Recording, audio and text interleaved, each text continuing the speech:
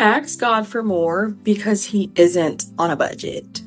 So I remember a few years ago, I told God that I wanted $100,000 that I did not have to work for. And yes, I know I'd have been delusional my whole life.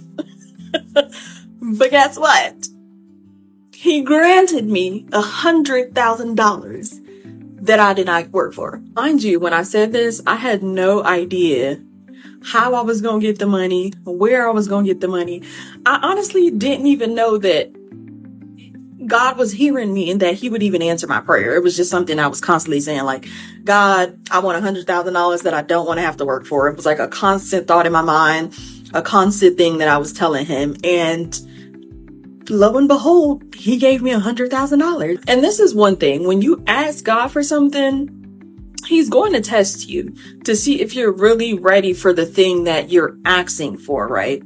So I was in the middle of a court case, and I'll try to get y'all the receipts because y'all know I always got my receipts.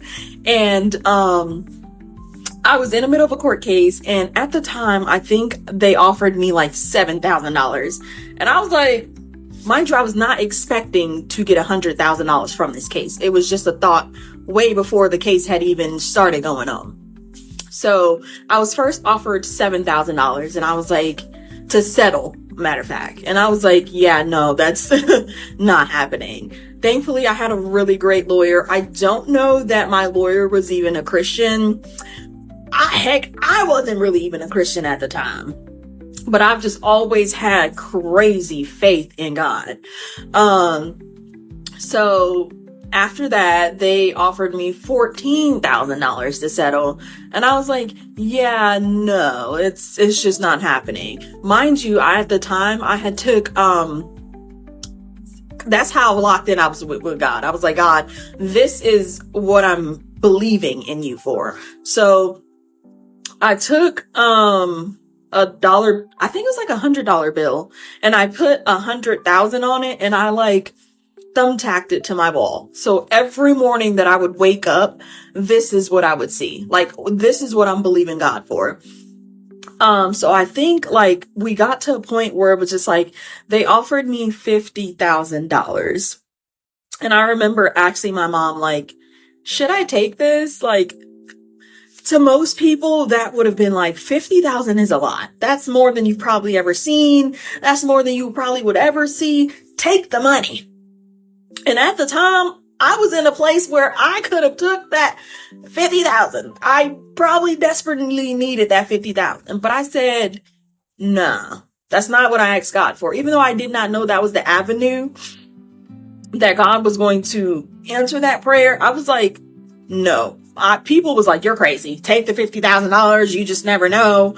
And I was like, and I literally even wrote it to my lawyer. And I said, my faith is at an all-time high. We're going to push for the maximum. Did I know the maximum was 100K? Absolutely not.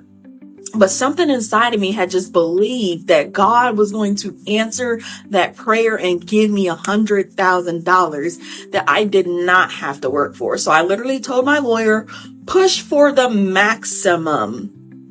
We're not going to settle for that $50,000 because I did not ask God for $50,000. I asked my father for $100,000. So my lawyer goes back, and mind you, all odds were literally against us. My lawyer was like, this is a risk. We might end up with nothing. But I was like, that's a risk that I'm willing to take because I know my God. Like, my faith is literally at an all-time high. So lo and behold, my lawyer went and pushed one more again.